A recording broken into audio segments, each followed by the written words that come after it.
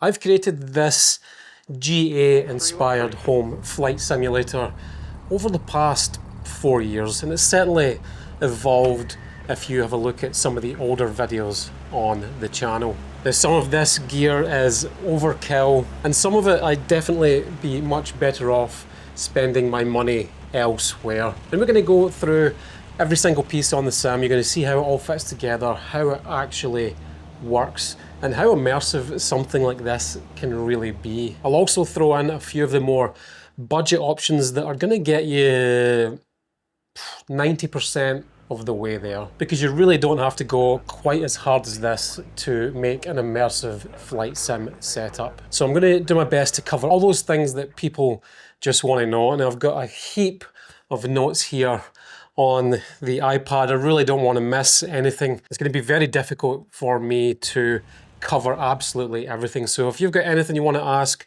just shove it in the comments down below. So I think the best place to start is the actual frame or the rig, because after all, that's what everything is bolted to. So this is the Next Level Racing FlightSim Pro. This sort of framing that the pedals are attached to, the frame which the deck and the avionics panel is attached to, it's the seat and the frame back here. And there's a few unique things about it that allow me to essentially build what you can see here. And one of the main things is the motion platform bolted underneath, and then we'll get to the motion platform in a bit. But essentially, this is a fairly versatile, kind of fully adjustable flight sim rig. Now, I have made some modifications to it. I'm going to throw up some B-roll here. You'll see me pulling the cockpit out, and you'll see the deck that I attached to the top. But essentially, it's just a solid rig to get your rudders mounted nice and solid, the yoke mounted, and a comfortable seating position. So this is what forms the base, if you like. It's the base or the structure of the actual full flight simulator. As far as price point goes for one of these, I think you're looking around 12 to 1300 US dollars. And it's not something you absolutely need. You can get away with using a desk setup, but this offers some sort of unique features to this sim, as you'll see moving forward. And the next thing we want to talk about is this triple OLED display. So the triple 4K OLED display you see just behind me here is an LG UltraGear 48-inch monitor. I did used to run 55-inch, and I scaled it back to the 48-inch OLED. And there was one sort of single reason for that. And I just wanted the benefits that an actual monitor is going to give me. With TVs, yes, they're technically cheaper, but you run into issues with VRR. Actually, not dissimilar to this, but we'll get to that. You have to turn them on individually. Sometimes they didn't always quite work on that startup sort of procedure, and it got really painful quite quick. So I decided to go for the monitors. Now, do I miss the 55-inch size? Absolutely. Would I switch it back to 55 from 48? No, not unless I could get a 55-inch OLED monitor. I would definitely not go back to TVs. Now, I have used the various sizes before. Again, this is a 48. I used to use 55. I've also used a 65. And my gut feeling is that anything larger than a 65-inch display is a little bit too big. Anything from or what you might call a sweet spot would be, I would say, 42 to 55. And it allows you to have this kind of life-size feel to the visuals, especially when you're trying to match it up with a cockpit. It just works really well. Now, a few specs on these monitors: 120 Hertz refresh rate. Not that we get anywhere near that. I also have to talk about the fact that it can become very hard to drive triple 4K or triple native 4K. So I am actually using NVIDIA GPU upscaling for this, and we'll go into that again a little bit later for the exact sort of settings I've got dialed in for that. You can see I'm just referencing some of my notes here. The next thing I've got written down here is the actual monitor stand. So I think we'll push the cockpit out and we'll let you see in behind, and we'll check out the monitor stand. Just disconnected all that. X-Plane is still running in the background, and you can see it just sits on a sort of carpet slider. Have I forgotten to disconnect something there? Jesus, I have. Here we go. So we'll get this out just enough so that you can see what we're looking at here. Now, I've just dialed back the exposure a little bit on the camera so I can correctly expose for the monitors. Now, basically, this triple 48-inch setup is sitting or mounted via two Next Level Racing Elite, sorry, give me a second, Elite single monitor stands with a custom sort of extra long brace along the back. Now, that allowed me the external legs to take the weight of a triple 48-inch monitor. Now you can see that external extrusion leg coming down there. We've got this little triangular bracket which helps stabilize it. And then I've cut these sort of corrugated black card that fit in between the two pieces of extrusion just to block off that sort of external vision when you're flying. And it really works quite well. Now, one of the things I want to finish on, when I'm talking about these monitors, is the Bezel-Free Kit. Now, actually, I've also just noticed that since I disconnected the avionics, it's kind of buggered up the screens a little bit, so just ignore that. But the Bezel-Free Kit, now, initially or originally, I'd used the Asus Bezel-Free Kit, but because of the height of the actual monitor, I had to use two for either side and kind of like join them in the middle. If you check back in one of my older videos, you'll see exactly how I did that. But it was a little bit tedious to do and the finish wasn't great. I ended up finding this Bezel-Free Kit here on, it wasn't Temu, it was AliExpress. Now, it wasn't cheap. I think it was about $300 US at the time. Now, this is a Bezel-Free Kit for up to a 55-inch monitor, so it's one single piece instead of having two. Now, as good as that sounds, the effect that you get with it is not as good as the Asus Bezel-Free Kit. In fact, it's far from it. But we do get one sort of single piece, and it mounts really nicely as well, but pretty difficult to get them aligned the way you want it. Now, would I recommend this? I don't think I would. There's a lot of distortion with the texture and behind here, and it's also glossy, so it's picking up a little bit of the surrounding light, whereas the Asus Bezel-Free Kit was a nicer looking overall. But I'll put links to both of these, the one to AliExpress and one to Amazon, and the description for the Asus Bezel-Free Kit. One of the benefits that I didn't quite mention there for the 48-inch OLED is the matte screen. Now, previous to when I was using TVs, in fact, I would get reflections from the corner of each television reflecting on itself. That has completely disappeared on this LG, or these three LG Ultra Gear monitors. They pick up barely any reflection from anything that's bright behind, and there's now no longer any reflection from the corners. So I might always complain about the size of this, you know, not being 55, but it would be very hard for me to trade it back for a 55 or indeed a 65-inch, just with how well these actually work. Now, these can be difficult to get a hold of now. I don't actually know if they continue to make them, but LG do have a television version. I think it's the C5. Now, I'm under the impression this is also a matte display, but please double check that beforehand if you're going to purchase something like that. But again, you're back in the territory of using HDMI to DisplayPort converters into the back of your PC. And those things can cause some issues in their own. So definitely something to think about. Now, one of the other common questions I get about the OLEDs is burn-in. And it's something that I was actually worried about when moving to OLEDs the first time round. But I can say after about, I reckon it's been probably over a year now, there's absolutely no burn-in on these monitors. And I have left them accidentally for some long periods of time.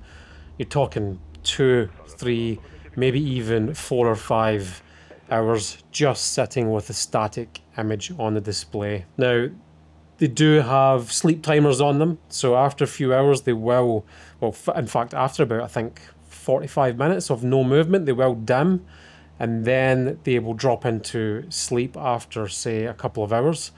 But the time I've had them and the way that I've used them, absolutely no burn-in. So basically your alternatives for something like this would be anything from a 42-inch TV to a 55 if you want to put up with a little bit of extra hassle when starting everything up. Projectors is also an option, and it's something I have thought about quite a few times, and I may even move to projectors, but there's one thing we're not going to get with that, and it's the deep blacks that you get with the OLED.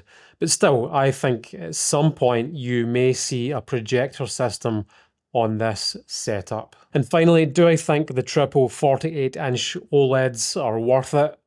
Absolutely. They produce blacks and deep contrast, especially when flying at dusk or at night or early in the morning. Those deep inky colours that you just cannot get from a traditional monitor or a normal television. Now we'll get the flight simulator pushed back in, get it back up and running, and we'll go through some of the electronics. Now, the kind of centerpiece, if you like, or certainly one of the most expensive items on the cockpit, is this Brunner force feedback yoke. Now you can't see the base because the shaft runs in through this avionics panel to the other side. Now, the best thing about a force feedback yoke is certainly the weight of the yoke dependent on your airspeed. And a good way to show that is if I'm sitting at idle at the moment, you can see the yoke's just got a little bit of engine vibration there. And if I just push that throttle in, you'll see that is now bringing the yoke out. That's the airflow over the wing, lifting that elevator up. And then same goes again if I just remove the throttle, and it will drop back down. Now this throttle handle is based off a Beechcraft, so not exactly Cessna, but doesn't make much of a difference. You get a whole heap of things with this. You can trim against the pressure, there's autopilot, and you can feel the turbulence. But the most impressive thing really is feeling that air travel over the elevator. The software actually runs on the CLS2 sim. While it's kind of complicated under the hood, it works every single time I boot it up, so I've never had any issues with the software, and this yoke operates like it did on day one. Extremely smooth, extremely quiet. It just blows my mind the amount of hours of use this has had, and it still feels new. Now, is it worth that $2,500 US dollars? I'm going to say most people will say no. There are much cheaper options on the market that will get you a lot of the way there. The one that comes to mind first is something that I've reviewed in the past, and that's the Moza force feedback yoke.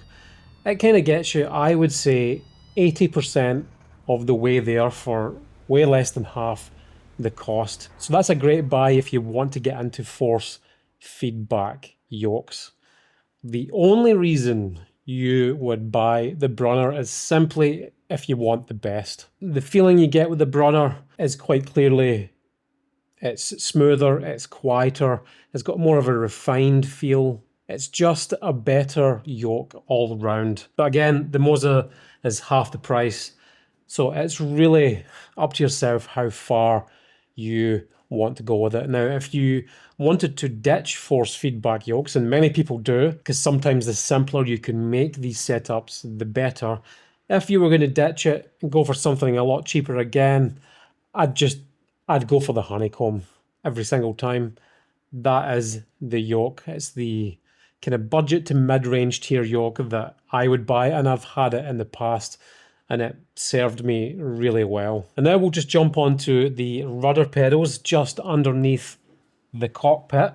So at the moment on the cockpit are the new Moza rudder pedals. Now these don't normally belong on here. Usually I'm switching up between the Virtual Fly rudders and the Thrustmaster TPRs. These are purely on here for testing. However, I do really like them.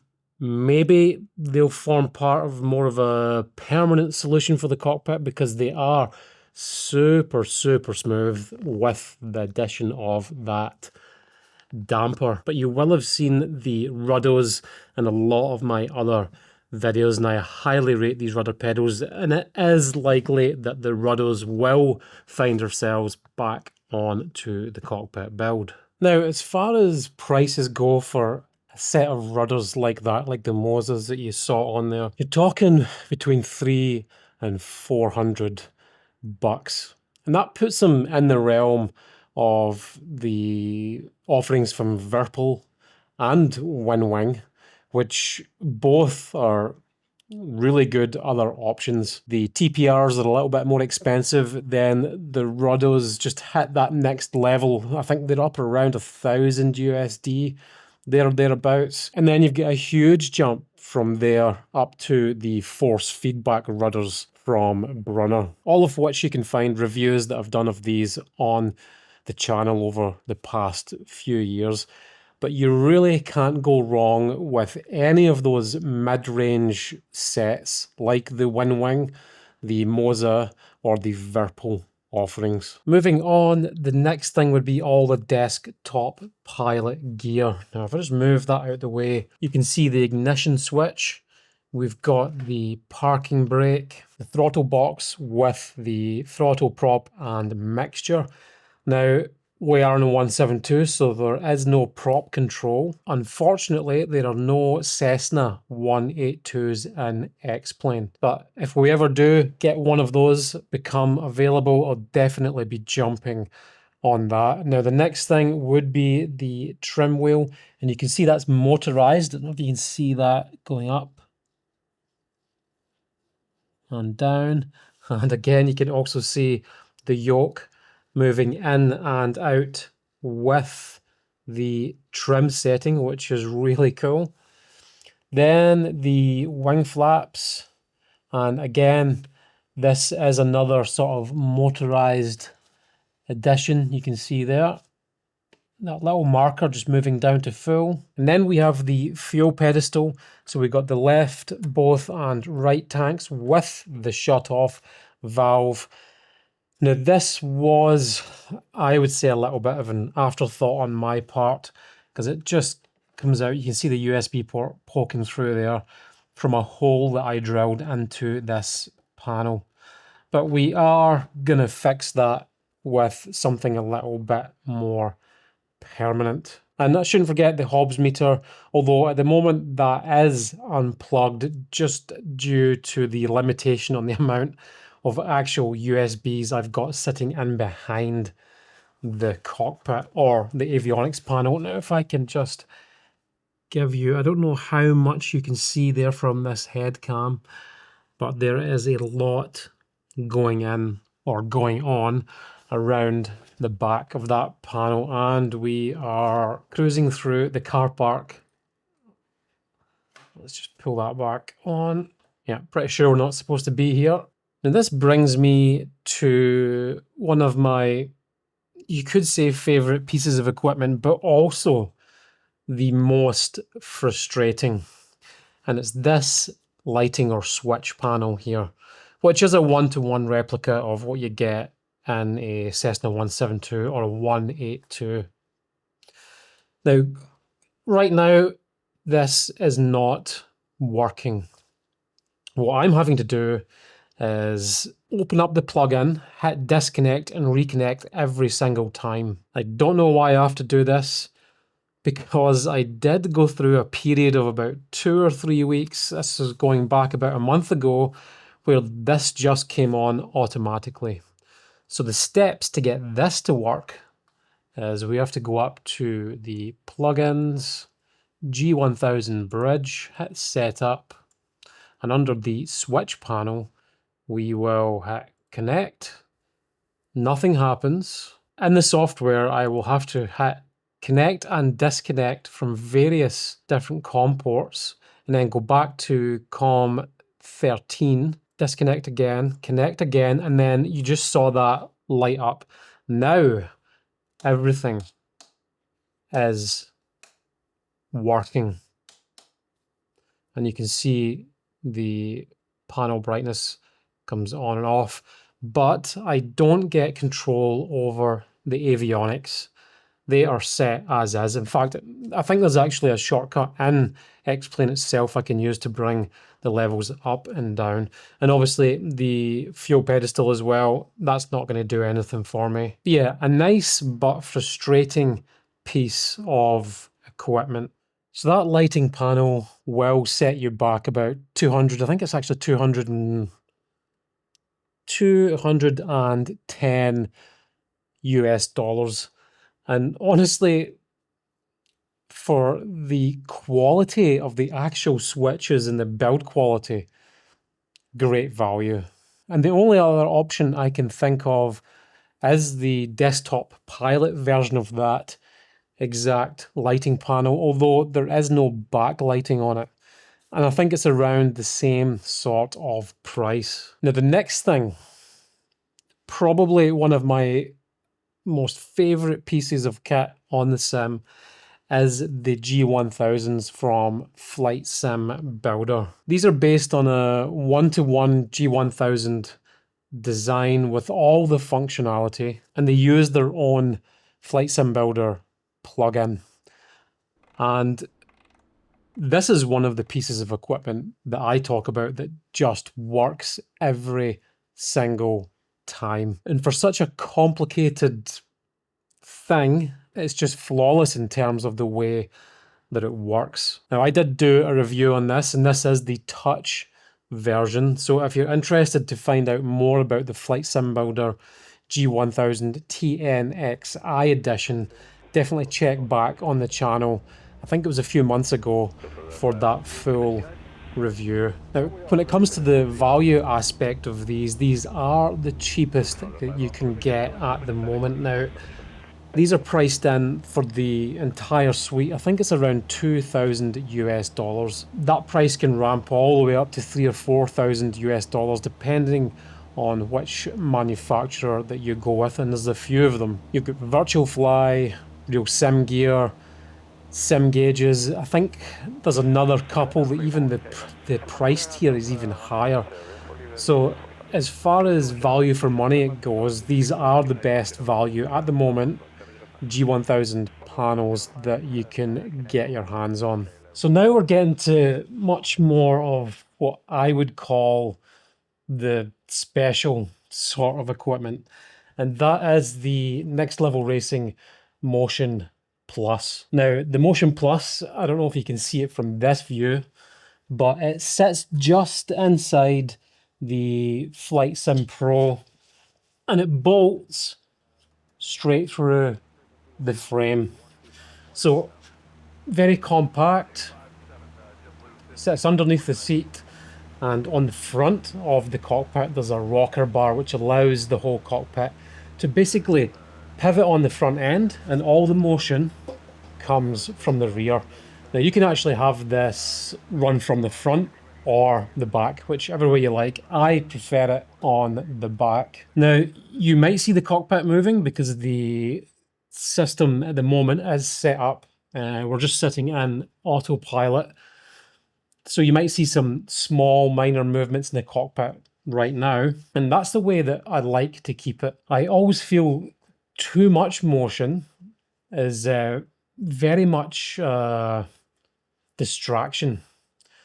Now, certainly when you first put motion on something like this, you do what everybody does. You know, you ramp the thing all the way up and the cockpit's bouncing all over the place. But really, that gets old pretty quick.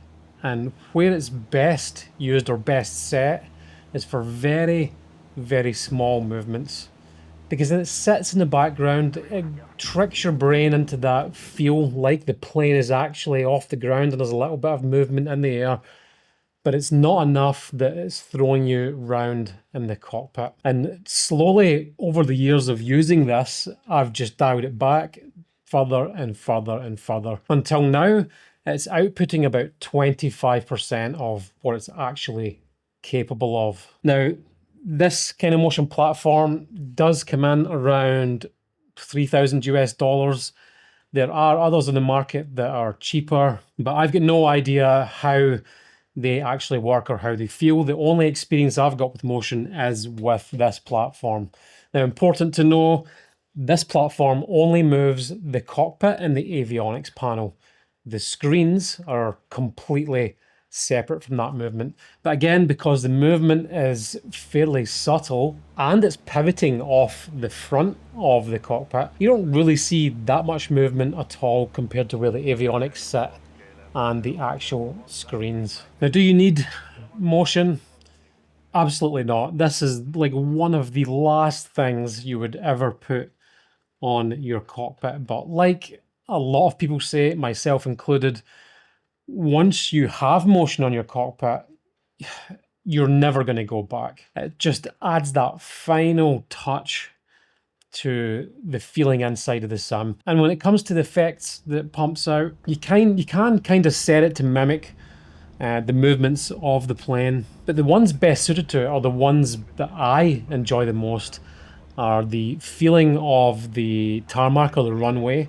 Now, you can be trundling along the runway, you know, you're hitting 60, 65 knots, and as the plane lifts, all that texture that you're getting from the runway just disappears, and you straight away know your wheels are off the ground. It's a very, very cool feeling.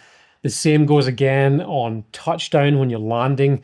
You can feel that little bit of a thud when the back wheels come down. And then turbulence and general feeling of just being in the air with the aircraft. It's very, very good at creating that feel and tricking your brain. Now, I did say at the start of this video, there's a few things on this cockpit that might actually be a complete waste of money. And this next one, I think, is definitely up for debate on that fact. And this is the ambient lighting system. So I don't know if you can see these four sort of pill-shaped lights on either side, and then there's a single one in the middle here. Now, these are hooked up to the PC and they're referencing points within the cockpit to replicate the color that comes out of here. Now, I think we'll jump back into the cockpit here. We'll switch the lights out and give you an actual demonstration of what that looks like while night flying, because it's truly the best way to explain how all this works. Before we jump into the cockpit, let me know if you would like to see a full video of how this is actually done from scratch. That's mounting all of these lights, hooking it up to the PC system, where to get everything. I'll even include the 3D printed files for the mounts and these little grids on the end of the lights. So if that kind of thing interests you and you're as big of a flight sim nut as me and maybe you want to try something like this, let me know in the comments, and if enough people want to see it, then I'll definitely make that video. But for now, let's just jump in the cockpit and we'll get a proper demonstration set up here. Okay, so we're sitting on the runway at Edinburgh Airport. It's dusk, it's nice and dark. And you can see the lights up above here, and they are replicating points on the dash that I have set. Now these red, or what appears to be pink lights on the two outer parts, this is referencing this part of the strut here and this part of the strut here. So if I was to turn on the beacon light, you'll now see that starts to flash, and up here you can see that start to pulse in time with that, and that creates this effect of the exterior light coming in to the cockpit. At the same time, these inner lights are referencing areas that I've got set up on this thin sort of strip on the avionics panel, or the glare shield for that matter. So whenever any light comes into the cockpit and bounces off of that glare shield, these inner lights will replicate that. So whether it's nighttime flying or maybe the sun is raking across the dashboard, it's all going to be replicated in these lights coming from above. Now this is completely overkill. I still don't know if it's worth it, but at the same time, it is pretty cool. So we've talked a lot about the hardware to build something like this, but we haven't kind of touched at all on the software it takes to run it. Now this is where things sometimes get a little bit controversial. There's going to be plenty of people putting their 2 cents in the comments with this here, but I use X-Plane 12 for this setup, and there's a few specific reasons. Now if you wind the clock back, I was always with Microsoft Flight Simulator, but as the sim, as you see it now, started to grow, there was just more and more issues with it. And then 2024 came out, I tried to make the jump and it was a complete disaster. Now there's only a few things that make X-Plane for me a much better option for an actual sim build like this. The first one is the way that it deals with triple screen setups. It just works. Absolutely no issues. With Microsoft Flight Simulator, I was always getting this thing where the screens were always getting muddled up. I was always having to move the actual displays in the system to get it to line up. Absolute pain in the arse. And that actually was in 2020 and 2024. X-Plane, no issues like that. Set and forget with the triple displays. The next thing, and it's a fairly recent thing, is you see the G1000 displays on there. Now, they are now set natively in X-Plane so that when I turn this sim on, the displays just come up. I don't need to pop anything out. I don't need to pull any windows in there. You just turn it on and they're there. Now in Microsoft Flight Simulator, you do have to use a tool called Pop-Out Panel Manager. And honestly, I just think it's a pain in the arse. And something like that seems so simple, but it makes such a big difference. Because let's face it, a sim like on this kind of level, it's pretty frustrating to run it. So when you can get rid of all those like minor little grievances, it just makes the whole experience that much better. What you lose from using X-Plane as opposed to Flight Simulator is the sort of differences in the graphics. Flight Simulator are far ahead compared to X-Plane. Now it's widely known that the graphics in X-Plane, and the performance for that matter, really can't compete with Microsoft Flight Simulator. And they can't. Microsoft Flight Simulator both 2020 and 24 are just leaps and bounds ahead in terms of that respect.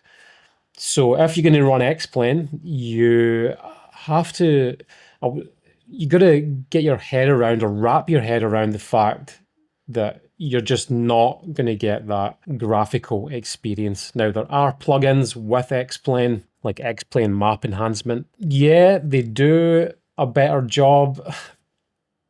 Many people say that using some of these plugins kind of brings them on level with each other, but as far as I'm concerned, it just doesn't. But again, if you can get your head around it and just be okay with the way X-Plane looks, then you just don't have to worry about that. The next thing would be the menu system and the UI and the way that peripherals work, for instance, when you plug them in. X-Plane is way more simple than Microsoft Flight Simulator. And again, it ties back to that whole idea of we're creating something very, very complicated here with the amount of peripherals and hardware we've got connected. Why should the software overcomplicate things again?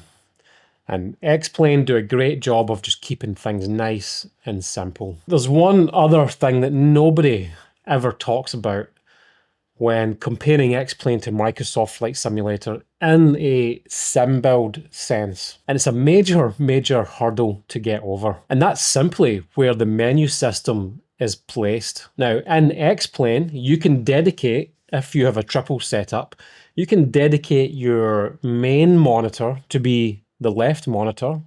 Not only that, the menu system on the actual sim is at the top. Microsoft Flight Simulator forces you to have it on the center screen, and many of those menu items run along the bottom. Clearly, you can see here, the bottom of that center screen is completely obscured by the avionics. And that just makes Microsoft Flight Simulator a massive pain in the arse when you have a setup like this. But do I feel I miss out on things not using Microsoft Flight Simulator? Absolutely. All the plugins and the add-ons that are being created for Microsoft Flight Simulator, you're not going to get a lot of that sort of stuff in X-Plane. The pool is much, much smaller. And yeah, there are days I wish I could fly in Microsoft Flight Simulator, but all of those frustrations that we're talking about here combined just make it a no-go area. So if you want to build something like this, as complicated as this, I would 100% recommend X-Plane. Now, typically when I start this system up, all I'm doing is starting up Desktop Pilot, Flight Sim Builder, CLS to Sim, and the Platform Manager. I've got all those apps connected to a Stream Deck on the sim. So just bang, bang, bang, bang.